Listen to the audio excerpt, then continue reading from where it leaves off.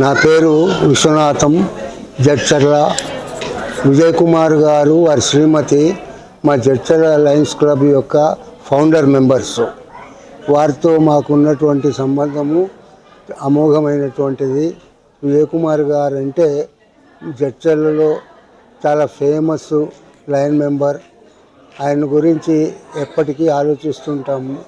మా club Jadcherla Lions club ఏర్పాటు అయిందంటేనే విజయ్ కుమార్ గారి కృషి ఉండడం వల్ల ఆ క్లబ్బు ఇంత ఈరోజు 328 డిస్ట్రిక్టులో జడ్చర్ల క్లబ్ అంత ఉన్నత క్లబ్బు ఏది లేదు.